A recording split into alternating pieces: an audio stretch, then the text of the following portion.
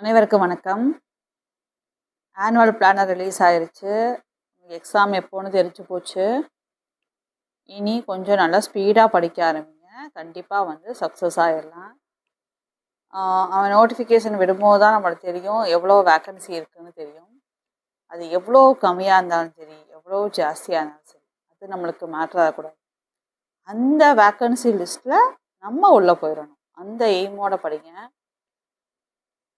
நம்ம எப்படி சிலபஸை 10 யூனிட்டாக பிரிச்சுக்கலாம் அப்படிங்கிறத நேற்றுக்கு ஹவு டு பிளான் அப்படிங்கிறதுல போட்டிருக்கோம் இல்லையா.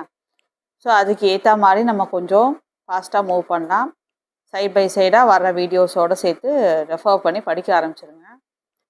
கண்டிப்பாக நம்ம ஹார்ட் ஒர்க் சக்ஸஸாக தான் மாறும். அதனால் ஃபுல் கான்ஃபிடென்ட்டோட, ஃபுல் தைரியத்தோட, ஃபுல் பாசிட்டிவாக கிடைக்குமோ கிடைக்காதோ அப்படி யோசிக்காமல் நம்ம ஹார்ட் ஒர்க் பண்ணுறோம், நம்ம படிக்கிறோம், நம்ம வாங்கிடுவோங்கிற நம்பிக்கையோடு படிங்க. வாங்க அசிம்டோட்ஸ் பார்க்கலாம். அசிம்டோட்ஸில் புக் பேக்கில் உள்ள 1 மார்க்ஸ் எழுதியிருக்கிறேன். The number of asymptotes of a curve of nth degrees, அதாவது எவ்வளோ நம்பர் ஆஃப் அசிம்டோ, அதாவது nth டிகிரி உள்ள ஒரு கர்வோட நம்பர் ஆஃப் அசிம்டோடு எவ்வளோ இருக்குன்னு அப்படின்னா அட்மோஸ்ட் n தான், அதை தாண்டி போயிடாது. At most n. இப்போ டிகிரி 3னா அந்த 3குள்ளே தான் வரும். அட்மோஸ்ட் அந்த 3 தான் மேக்ஸிமம் லெவலாக இருக்கும் அந்த மாதிரி. So at most n. அடுத்தது செகண்ட் ஒன்.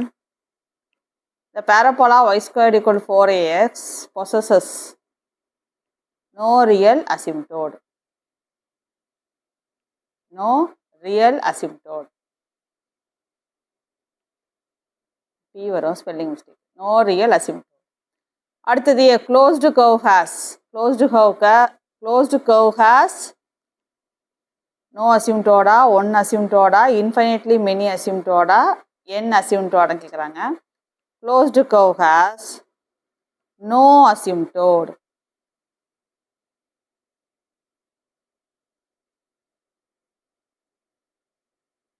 ஓகேவா? Next fourth one. சொன்ன மாதிரி எல்லா யூனிட்டுக்குமே உங்களுக்கு கவர் ஆகிற மாதிரி கொஸ்டின்ஸும் வரும், சம்ஸும் வரும். அதனால் நம்ம சேனலை சப்ஸ்கிரைப் பண்ணுங்கள், ஃப்ரெண்ட்ஸுக்கு ஷேர் பண்ணுங்கள்.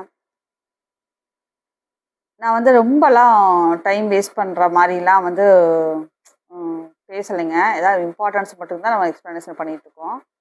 ஸோ உங்களோட டைம் எதுவுமே உங்களுக்கு வேஸ்ட் ஆகாது. ஆனால் நீங்கள் யூஸ் பண்ணி ஓப்பன் பண்ணி பார்க்குற இந்த வீடியோ உங்களுக்கு அந்த 5 நிமிஷம் வீடியோனால் கண்டிப்பாக நான் சப்ஸ்கிரைப் பண்ணுங்கன்னு சொல்கிறேன். அந்த ஒரு வார்த்தையை தவிர, அதாவது ஒரு 60 செகண்ட்ஸ் அந்த தவிர இது எல்லாமே உங்களுக்கு யூஸ்ஃபுல்லான டைமாக தான் இருக்கும். ஃபோர்த் ஒன் பாருங்கள். இந்த asymptote of the hyperbola xy - 2y = 0 are given by. இதுக்கு அசிம்டோடு பார்த்தீங்கன்னா x - 2 = 0, y = 0 வருது. செக் பண்ணிக்கிங்க. ஆனால் இதோட புக் பேக்கில் என்ன கொடுத்தாங்கன்னா x - 2 = 0, y - 3 = 0ன்னு கொடுத்துருந்தாங்க. நான் போட்டப்போ எனக்கு இதுதான் வருது. நீங்களும் ஒரு வாட்டி செக் பண்ணிக்கோங்க. x - 2 = 0, y = 0. அடுத்தது ஃபிஃப்த் ஒன்று. If let f of x, y = 0 be an algebraic equation of degree 8. The asymptote of this curve will intersect in 18 points only if the number of asymptotes is. அதுக்கு answer பார்த்தீங்கன்னா 3. Sixth one. The asymptote of the curve x² y² minus a² of x² plus y² = 0 form a சர்க்கிளா, ட்ரையாங்கிளா, ஸ்கொயரா, பென்டகனான்னு கேட்குறாங்க. Form a square.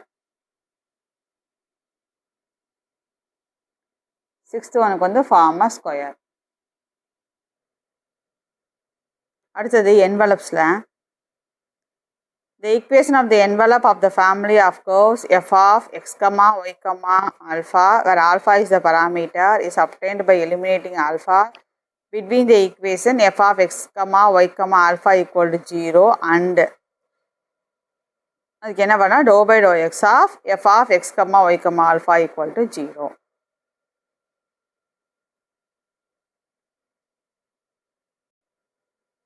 And second one. The envelope of the family of curves a alpha square plus b alpha plus c = 0, where a, b and c are functions of x and y is given by ன்னு கொடுத்துருக்காங்க. So இதுக்கு என்ன வருதுன்னா b² - 4ac = 0 வருது. எனக்கு நீங்கள் check பண்ணிக்கோங்க. b² - 4ac = 0. அடுத்தது envelope of the family of straight line y = mx + a/mக்கு இதுக்கு ஆன்சர் என்ன வருதுன்னா ஆப்ஷன் சி வருது. y² = 4ax. envelope of the family of straight line y = mx + a/mனா y² = 4ax. அடுத்து fourth one, envelope of x² sin x + y² cos x = a²னா அதுக்கு answer என்ன வருதுன்னா x³ + y³ = a³.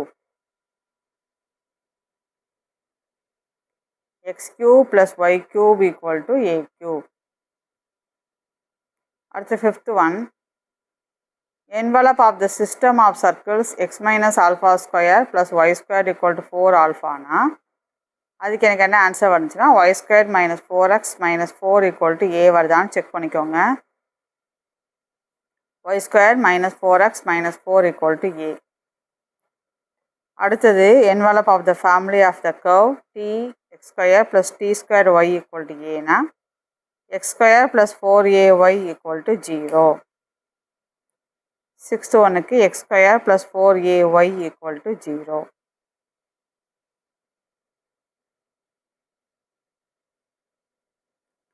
அடுத்து seventh one, envelope of the family of curves y² = t² of x - tக்கு வந்து 4x³ = 27y². 4x³ = 27y². அடுத்தது evolute of the ellipse x² / a² + y² / b² = 1னா ax⁴2/3 + by⁴2/3 = a² - b² 2/3. அதே மாதிரி evolute of the hyperbola 2xy = a²னா x + y⁴2/3 - x - y⁴2/3 = 2a⁴2/3.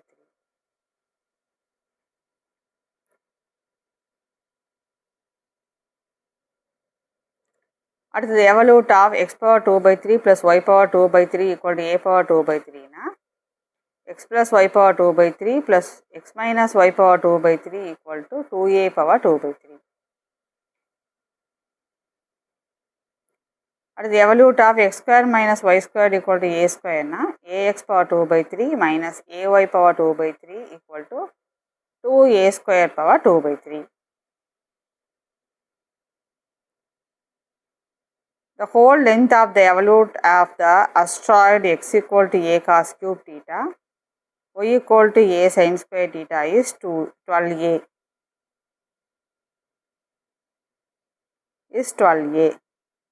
இதெல்லாம் ரிசல்ட்டெல்லாம் நீங்கள் போட்டு பார்த்துக்குங்க. உங்கள் doubt இருந்ததுன்னா ஆன்சர் எப்படி வந்திருக்குன்னா போட்டு பார்த்துக்குங்க. இல்லைன்னா ஜஸ்ட் இதோட ஆன்சரை வந்து நீங்கள் நோட் பண்ணி வச்சு ஞாபகம் வச்சிட்டிங்கனாலும் உங்களுக்கு எக்ஸாமில் டைம் சேவ் ஆகும்.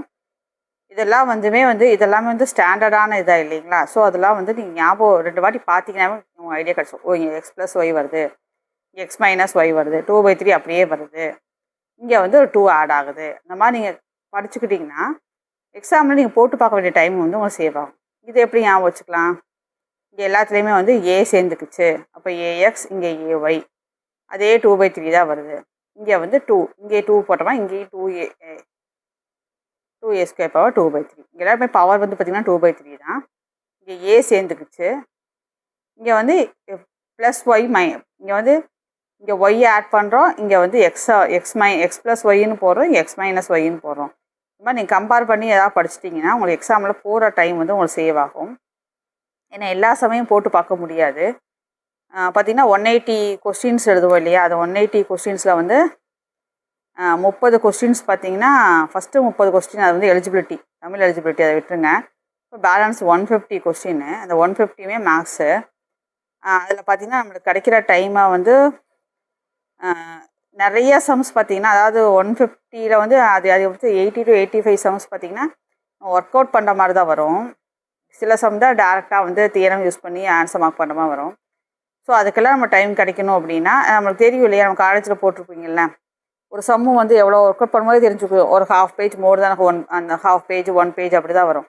ஸோ அதுக்கு வந்து நம்ம டைம் வந்து பத்தாது. அதனால் வந்து நம்ம இந்த மாதிரி இதெல்லாம் வந்து நீங்கள் நோட் பண்ணி வச்சிட்டிங்கன்னா கொஞ்சம் உங்கள் டைம் வந்து இதில் சேவ் ஆகும். அதுக்காக தான் வந்து இதெல்லாம் முடிஞ்ச வரைக்கும் ரிப்பீட்டடாக நீங்கள் பார்த்துட்டே இருந்தீங்கன்னா கண்டிப்பாக உங்களுக்கு ஞாபகத்துக்கு வந்துடும். ஓ இது அப்படியே பார்த்து ஞாபகம் இருக்குது அப்படின்னு நம்ம மார்க் பண்ணிடுவோம். டைம் சேவ் ஆகும். முடிஞ்ச அளவுக்கு டைம் சேவ் பண்ண பார்க்கணும். ஷார்ட்கட் மெத்தட் யூஸ் பண்ண பார்க்கணும்.